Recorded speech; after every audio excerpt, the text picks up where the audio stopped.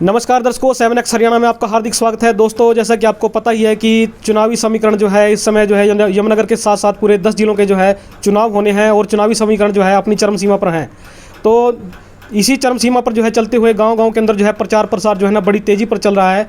तो मुझे यहाँ पर एक बुलावा आया था। यहाँ पर गाँव मगलोर है, जो कि एक साइड से जो है रामपुर इसकी साइड पड़ता है गांव और दूसरी साइड में जो है बांसे वाला गांव पड़ता है। इनके बीच में जो गांव पड़ता है वो मगलोर गांव है। जो कार्यकाल जो रहे हैं उनमें बहुत सारे ऐसे कार्य रहे हैं जो गांव के जो पेंडिंग काम पड़े हैं उसके बारे में यहाँ पर सभा चल रही है। वो आने अगर वो सरपंच बन जाते हैं तो वो यहाँ पर उनके विकास कार्य क्या रहेंगे। तो इन सभी अहम मुद्दों पर जो है हम गाँव मगलोर के अंदर हम बातचीत करेंगे। अगर वीडियो आप दोस्तों पहली बार देख रहे हैं तो प्लीज़ वीडियो को लाइक शेयर करें। चैनल पर यदि नए हैं तो चैनल को सब्सक्राइब जरूर कर लें ताकि आने वाली न्यूज़ नोटिफिकेशन आपको टाइम टू टाइम मिलती रहे। तो यहाँ पर हम बातचीत करेंगे। सबसे पहले मैं यहाँ के जो भावी उम्मीदवार हैं मैं उनसे बात करूँगा, उनका नाम पता करूँगा, एक एक करके जो है उनके विचार जानूँगा कि यहाँ पर जो है वो किस तरह के ख्यालात अपने गाँव के लिए रखते हैं। सर, क्या नाम है आपका? राजेश कुमार। राजेश कुमार जी, अभी जो है यहाँ पर जो है आप चुनाव के जो है ना प्रत्याशी यहाँ पर जो है ना आप रखे गए हैं कि आपका चुनाव चिन्ह भी मेरे ख्याल से कल आ चुका है मेरे हिसाब से। ऐसे कौन से विकास कार्य अभी जो है अभी पेंडिंग पड़े हैं जो पिछले पंचायती प्लान में होने चाहिए थे, जो अभी तक वास्तविकता में आपके गांव में नहीं हो पाए हैं? हाँ जी, पहले तो मैं 7X हरियाणा का गांव मंगलोर में पहुंचने पे स्वागत करता हूं और आपका हम तहे दिल से शुक्रिया भी अदा करते हैं कि आप जो है जन जन की समस्याओं को लेकर उनकी जो भी तकलीफ़ें हैं और उनकी जो समस्याएं हैं उनको लेकर जो है ब्लॉक लेवल पे, डिस्ट्रिक्ट लेवल पे और स्टेट लेवल पे हमारी जन समस्याओं को उन तक पहुंचा रहे हैं। हम इसका आपका दिल से धन्यवाद करते हैं और इस कार्य को आगे ऐसे ही चलता रहे। तो मैं पहले अपनी बात रखना चाहूँगा कि गांव मंगलोर से जो हमारे सर्व समाज ने और पूरे गांव ने जो हमें इसके लिए सरपंची पद के लिए उपयुक्त समझा, मैं उसका तहे दिल से धन्यवाद करना चाहूँगा। और मुझे इसके लिए जो है आगे की रणनीति ये रहेगी कि जैसे हमारे इस गांव में बहुत सारी ऐसी समस्याएं हैं, जैसे हमारे गांव के बीच में बारात घर की कोई फैसिलिटी नहीं है। जैसे किसी के कोई बारात का काम करना हो, जिसके कोई अपना कार्यक्रम, अपना कोई निजी कार्यक्रम है, किसी भी प्रकार का कोई ऐसा कार्यक्रम है, उनके लिए वहाँ पे टेंट वगैरह लगाने के लिए और बारात को कोई भी कार्यक्रम करने के लिए यहाँ पे कोई ऐसा सामुदायिक जगह नहीं है। तो हम सबसे पहले हमारी डिमांड यही रहेगी कि इस काम को भी जो है रूप दे दिया जाए। और हमारी दूसरी समस्या सबसे बड़ी ये है कि हमारे गांव के अंदर बहुत ज़्यादा जनसंख्या है और इस जनसंख्या को ध्यान में रखते हुए हमारे गांव में जो है कभी भी कोई अचानक, जैसे कोई रात को किसी को कोई छोटी मोटी समस्या हो जाए, बीमारी की समस्या हो जाए या कोई ऐसी मिसहैपनिंग हो जाए, तो उसके लिए जो हमारे गांव में प्राइमरी हेल्थ सेंटर की सुविधा नहीं है कि जिसको जो है थोड़ा बहुत वहाँ पे इलाज दे के उसको आगे रेफ़र कर दिया जाए। हम भी सरकार से भी ये डिमांड करेंगे कि हमारे गांव में जो है प्राइमरी हेल्थ सेंटर PHC हो। और दूसरा, हमारे गांव में जनसंख्या ज़्यादा होने की वजह से हमारे यहाँ पे पशुपालन का भी काम करते हैं लोग, तो उनके लिए भी जो है हमारे गांव के अंदर जो पशु औषधालय होना चाहिए। बाहर से जो डॉक्टर वगैरह आते हैं वो थोड़ा बहुत काम करते हैं और बहुत ज़्यादा पैसे ले जाते हैं। हमारे यहाँ बहुत ज़्यादा गरीब जनता है, तो हम इसको भी ध्यान में रखते हुए कि हमारे यहाँ पे जो है एक पशु औषधालय भी होना चाहिए। तो हमारी बहुत सारी और भी समस्या है, मैं आगे आपको इसका संक्षिप्त विवरण देता रहूँगा।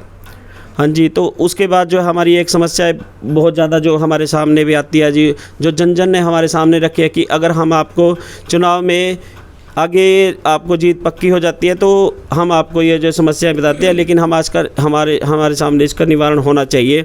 तो मैं आपसे वादा करता हूँ कि ये जो समस्याएं हमारे जन ने, हमारे भाई जन ने, हमारे बुज़ुर्गों ने हमारे सामने रखी है, हम इसको जो है संक्षिप्त जो पूर्ण का पूर्ण इसका निपटारा करेंगे, उसको बनाएंगे।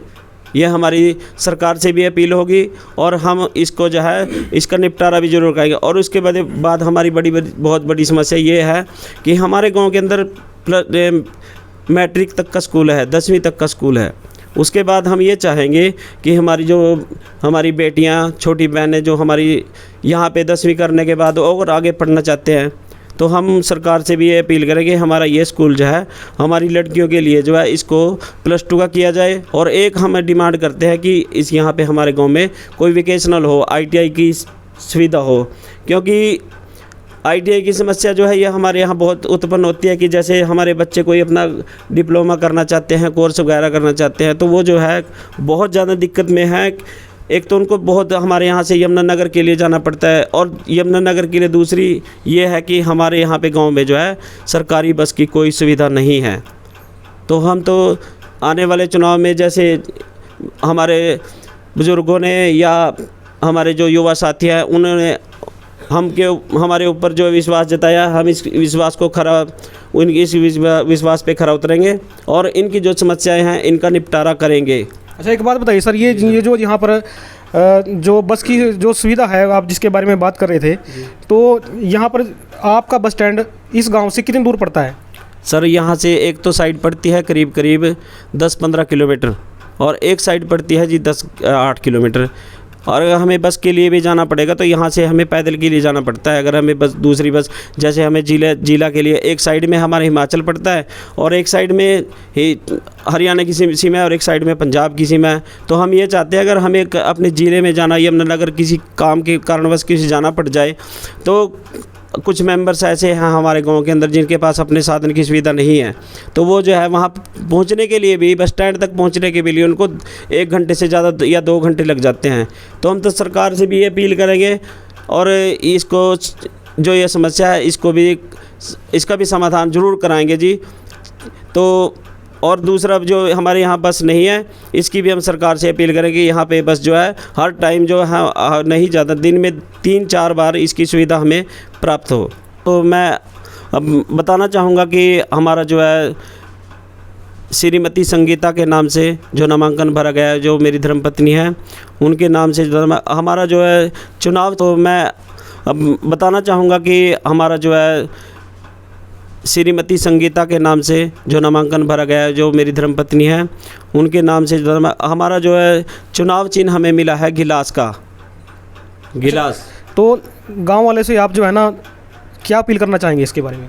गांव वाले से तो हम हाथ जोड़कर ये अपील करना चाहेंगे कि अगर आपने हमारे ऊपर विश्वास जताया है तो हम आपसे ये वादा भी करते हैं कि जो आप समस्याएं हमारे पास आपने लिखवाई है और जो समस्याएं आपके यहाँ उत्पन्न होती हैं, इसको जो है 100% से भी ज़्यादा इसका निपटारा करेंगे और आने वाले चुनाव में जो है हम आपके सामने हक से खड़े हो सके कि हाँ, आपने जो हमारे पास समस्या लेके आए थे हमने इनका निपटारा कर दिया जी। नाम है सर आपका? अशोक कुमार। अशोक कुमार जी, क्या करते हैं फिलहाल, मतलब कि क्या कार्य है आपका? मैं ट्यूबवेल ऑपरेटर हूँ। यही मंगलौर गांव में ही? अच्छा सर, यहाँ पर जो सर ने अभी समस्याएं बताई हैं, उन समस्याओं को लेकर जो आप क्या कहना चाहेंगे? गांव के कोई ऐसी पेंडिंग काम और भी रह रहे जो अभी तक नहीं हो पाए हैं और जो होने चाहिए थे? एक तो यहाँ पे जो है प्लेग्राउंड की कोई सुविधा नहीं है, तो बच्चों का बहुत मन है मान ले खेलने के लिए, लेकिन यहाँ पे उसकी कोई प्रॉपर सुविधा नहीं है। तो हम चाहते हैं कि यहाँ पे प्लेग्राउंड हो, बच्चों को मतलब वहाँ खेलने उनका रुचि बढ़े खेल की तरफ, तो ये अपील है हमारी। सर कुछ कहना चाहेंगे इसके बारे में? क्या नाम है सर आपका? मेरा नाम सोहन लाल है। सोहन लाल जी, क्या करते हैं आप? मैं ऑनलाइन CSC सेंटर है मेरा, ठीक है सर। और मैं केंद्र सरकार से और वो राज्य सरकार से यही अपील करूँगा कि जो भी ये चुनाव का आज है समय चल रहा है, जो भी चाहे वो ये ना सोचें कि किसी भी पार्टी से रिलेटेड कोई भी उम्मीदवार है, चाहे जो जैसे, ठीक है जी, कोई भी कार्य करने के लिए उनके पास जाए, जैसे चुनाव में जैसे जीत गए हैं और उनके पास सरकार के पास वो जाएंगे तो उनकी समस्या को अपने लेकर वो पूरा करनी चाहिए उनको। चाहे जैसे अब जिन परिवारों की इनकम 1,80,000 से कम है, ठीक है जी, उनका BPL कार्ड बनाने का काम करे सरकार। और जैसे उन परिवारों के लिए उनके पास अपनी जैसे कोई भी मिसहैपनिंग हो जाती है, कोई किसी प्रकार की दिक्कत हो जाती है, उनके पास अपना इतना बजट तो होता नहीं, लेकिन हॉस्पिटल वगैरह में ज़्यादा पैसे लगे। तो मैं इसी के लिए जिनकी 1,80,000 से जैसे इनकम कम है उनके लिए आयुष्मान कार्ड की सुविधा जो है वो करे गवर्नमेंट, ठीक है जी। और जैसे किसी के पास अभी कच्चे मकान हैं, जैसे हमारे यहाँ पे कुछ लोगों के, और बहुत टाइम से उनको जो है मकान की सुविधा नहीं मिल पाई है, तो मैं यही अपील करूँगा सरकार से कि वो उनको ये मकान के लिए या जैसे कच्ची छत की कोई ग्रांट है, ठीक है जी, तो ये वो देना चाहिए। रमेश चंद है जी। रमेश चंद जी क्या काम करते हैं? मैं विजन इंडस्ट्री में सुपरवाइज़र हूँ, सिक्योरिटी सुपरवाइज़र। सर गांव के विकास के लिए कुछ ऐसा अपनी अपील रखना चाहेंगे कि आपके विकास कार्य जो है पंचायत के द्वारा क्या क्या होने चाहिए, या कुछ जो अभी नॉलेज में नहीं आए हैं जो होने चाहिए, कुछ बताएंगे सर इस बारे में? गांव के विकास के लिए तो इन लोगों ने बहुत कुछ बता दिया है, लेकिन यहाँ समस्या आईटी की सबसे ज़्यादा है। और मैं अपील करूँगा कि यहाँ पर आईटीआई बन जाए तो हमारी जो बेटियाँ हैं उनको भी आगे बढ़ने का मौका मिले। इसलिए मैं अपील करूँगा गवर्नमेंट से कि इसकी सुविधा दी जाए। बिजली पानी की यहाँ पर सुविधा है, यहाँ पर ठीक है? बिजली पानी की भी थोड़ी दिक्कत है, लेकिन फिर भी ठीक है। और सफाई की इसके अलावा सफाई कर्मचारी एक और बढ़ा दिया जाए। यहाँ एक ही कर्मचारी है। मैं गवर्नमेंट से अपील करूँगा कि यहाँ पर गांव बड़ा होने के कारण सफाई की भी काफ़ी समस्या है, एक और सफाई कर्मचारी लगा दिया जाए। Thank you sir. सर कुछ कहना चाहिए? हमारे पास एक प्रॉब्लम और है, जैसे हमारे गरीब परिवार से बहुत से मेंबर ऐसे हैं जिनके पास रहने के लिए मकान नहीं है, बिल्कुल भी नहीं। उनके सरकार से ही अपील करते हैं कि प्लाट अलॉट कर दिया जाए 100 गज का। हाँ जी, तो उनको भी अपना आने वाले समय में अपना मकान बना के रहने के लिए सुविधा हो जाए। देखिए सर ने यहाँ पर बहुत अच्छे जो है ना अपने विचार रखे हैं। यहाँ पर जो है ना आने वाली पंचायत के साथ साथ जो है हरियाणा सरकार से भी जो है कुछ अपीलें की हैं। मैं चाहूँगा कि हरियाणा सरकार भी इन मुद्दों के ऊपर जो है जरूर जो है विचार करे। तो वीडियो अगर अच्छी लगे तो प्लीज़ वीडियो को लाइक शेयर कर देना है। चैनल पर यदि नए हैं चैनल को सब्सक्राइब जरूर कर देना है। Thanks for watching.